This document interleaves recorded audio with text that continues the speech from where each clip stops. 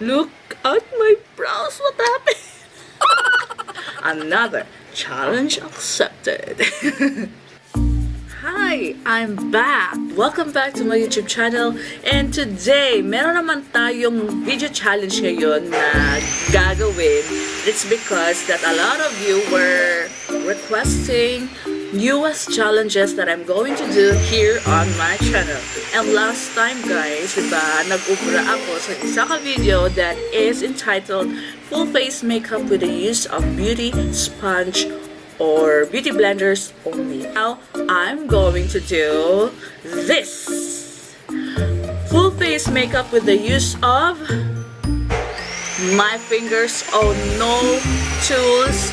So I will just be using my hands. So I think it's much more challenging sa amoni siguro because paano ko put eyeliner on my eyes with just the use of my fingers, you know. So hindi ko alam kung ano yung look na gagawin ko, but we'll see that later on. So let's get started. Before I'm going to start guys, shout out to Jasper Samson.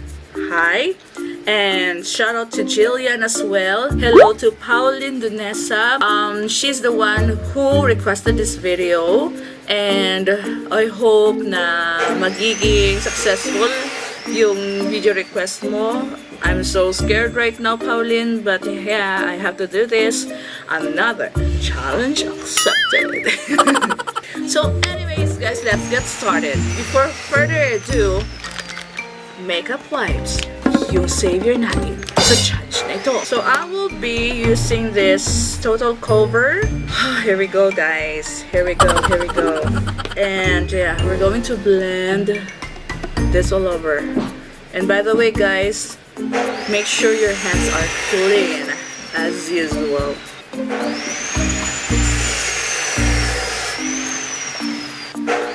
This one is an easy round for now.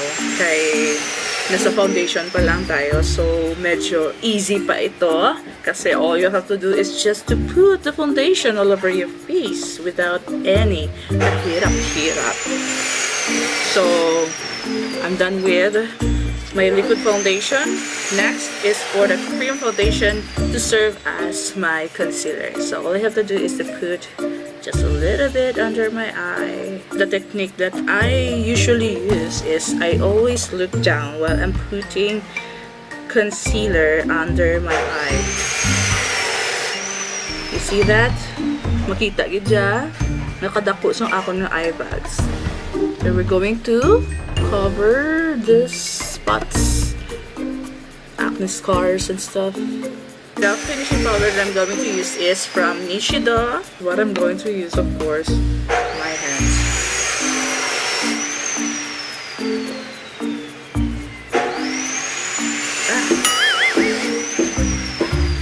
This is so awkward right now. Parang nagpuputuan lang ako ng baby powder sa face ko. Pero ang hirap mag-blend ng final powder with the use of hand. Buti na lang meron tayong powder form na finishing powder. You can also use baby powder or Johnson's para hindi ka mahirapan if you are planning to use your hands. Okay, next, eyebrows. Ito na. Pahirap yung yung stage na ito. So, eyeshadow na naman ang gagamitin natin sa ating mga kilay. So, wala tayong magagawa. Gagamitin natin ulit yung ginamit ko last time sa previous challenge ko, which is the matte trio eyeshadow from Everbelina.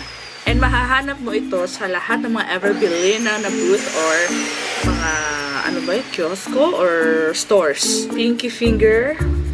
Here we come. Ito na. Pahirap na guys. Oh my gosh.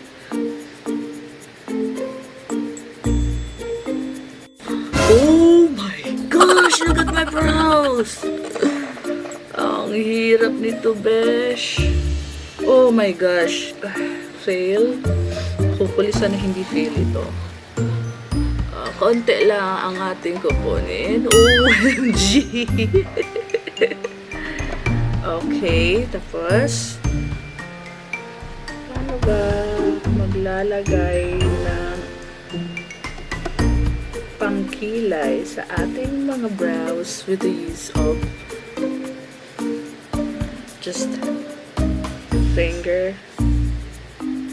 So this is it. Oh my god. Oh my gosh. Look at my brows. What happened? No! At eto, yung sagot sa ating problema sa ating kilay. Of course, concealer din ito. This is coming from Pen Shop. This is what I'm going to use. But of course, I'm not going to apply this directly onto my makeup. Concealer, hopefully, correct natin yung mga pagkakamali natin dito. Mabuti pa yung makeup. Kaya mong i-correct lahat ng mga mistakes mo. Pero siya hindi. Charay! Oh my gosh. May foundation. Gusto lang siya sa... Oh, look at that. Fail! Whew. My eyebrows are not perfect, but I have to do this, guys.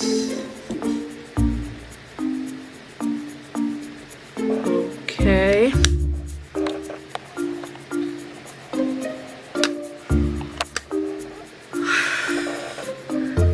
Parang si Frida ako, guys, no? Kulang na lang i-uni brow ko na lang to. Ay, my brows are so thick. So the next eyeshadow that I'm going to use, I'm thinking siguro ito.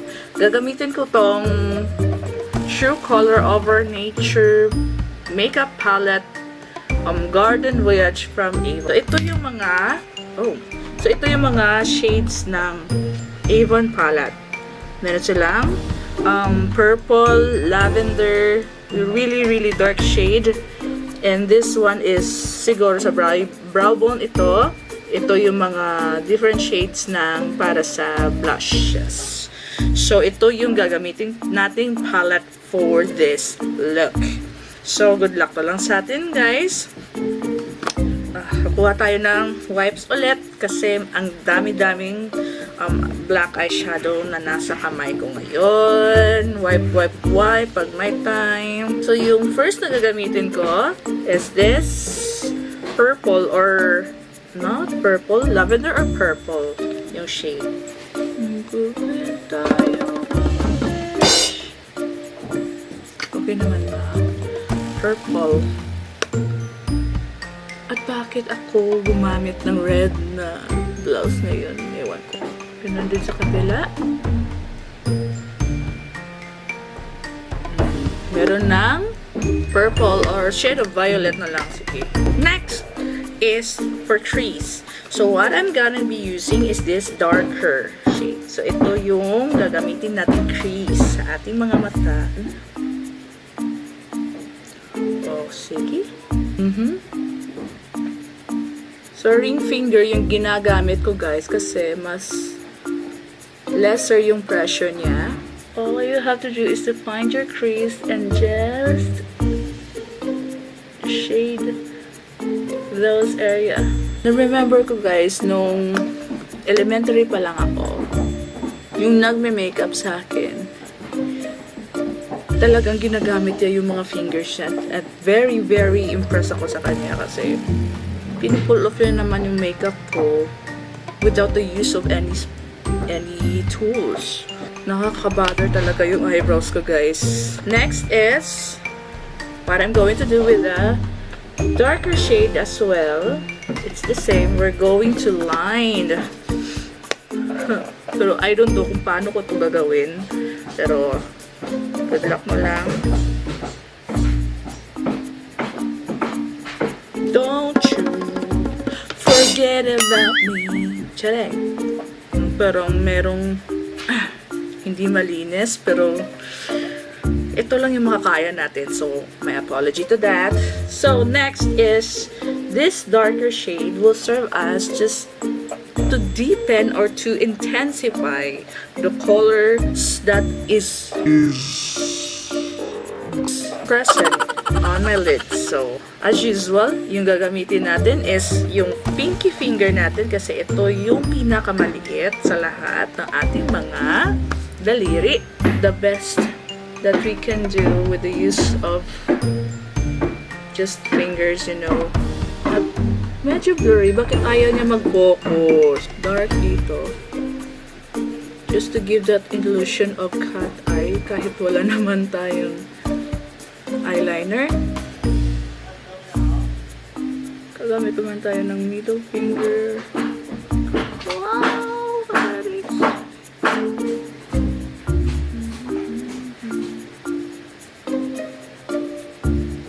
Okay guys, hindi ko talaga ma-perfect yung eye look ko ngayon.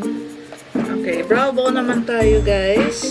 So I'll be applying this onto my brow bone para ma-emphasize yung colors sa ilalim. Right there.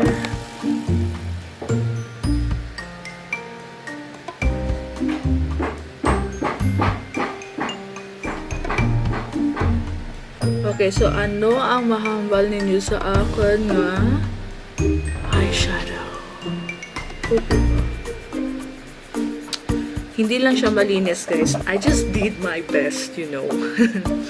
Hindi talaga tayo pwedeng gagamit ng mga any tools or pencils guys. So, ito yung sagot sa ating problema, yung dark eyeshadow. So, hahanap ako ng pinaka-longest ko na kuko. And I'll just put this right here. And hopefully... Oh! Effective siya ha? Anyhow. Pang eyeliner.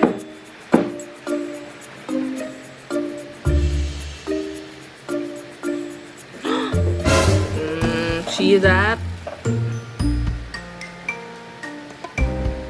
Here is the mascara that I will be using. So, of course, gagamit tayo ng kamay. Let's see how it goes. So, maglalagay tayo ng kaunting product dito sa kamay natin. Kasi last time, guys, hindi tayo nakapaglagay ng mascara. So, all we have to do is just apply those products. Effective naman, no? Pero, konti lang ang malalagay mo na product. Oh, see? Tignan mo ang pinagagawa mo, Jaygee, sarili mo. Okay naman siya, guys. Pero, hindi talaga ako satisfied sa makeup look mo ngayon kasi I don't like this area. Talagang, I just don't like it. So, all we have to do is to wipe out the mascara that is left here. And, voila! As you can see, wala na. Ang hirap ng challenge na to, guys, ha. I-compare mo siya sa previous na challenge na ginawa ko. Medyo mas mahirap ito. As you can see, nakikita niyo ba yung eyebrows ko? Parang, hindi ko talaga siya ma-perfect. Oh, medyo thick dito kumpara dito. So, next, we're going to have our contouring. So, magkukontour tayo, guys. At hindi ako magagamit ng cream contour kasi mahirap i-blend yun. Gamit lang yung kamay. Dito naman sa kabila. Okay. Medyo okay lang ako dito sa face. Pero nahirapan talaga ako guys sa eye area. Takpan din natin yung mga sobrang space sa ating noo. Yung tinatawag kong airport. Na pwede nang landingan ng mga eroplano. Next, we're going to have the blush. So, dito naman, ilalagay ko siya sa aking cheeks. To give that blushy effect. At yung pinaka-lightest na shade will be the highlighter. Okay. Now, this is Fuchsia Fever from Red Logo. Fingers yung gagamitin natin. So, fingers yung iwawipe ko sa lipstick and I'll apply this onto my lips. And actually, this is the easiest one kasi Lahat tayo guys, ginagawa natin to. Okay. So what can you say about my look guys? Okay ba? Medyo hindi lang malinis yung aking eye makeup kasi talagang ang hirap niya. Medyo bang makikita pa rin ba yung yung color ng purple at lavender na combined. If you want to watch my previous video, then feel free to do so. Just look for the link on the description box below. So what can you say about my makeup for this challenge guys? Just comment down below if it is pale or not, o kung okay lang. So I'm happy to know that kasi kailangan ko yung comments ninyo. If you have any na request of new challenges na gagawin ko sa aking channel, comment down below, same as usual from my previous videos. And don't forget to like this video guys, subscribe, and click the bell button that is on the side of the subscribe icon. And palagi ko yan sinasabi sa lahat ng mga videos ko. Just so you know, kung iba sa inyo baka magsasabi ng pangit ng makeup niya, just to correct you guys, this is not a tutorial video. This is a challenge video na ginagawa ko ngayon. So, ang hirap pala maglagay ng makeup with just the use of your fingers, guys. Please thumbs up this video, guys, and see you on my next one. Bye!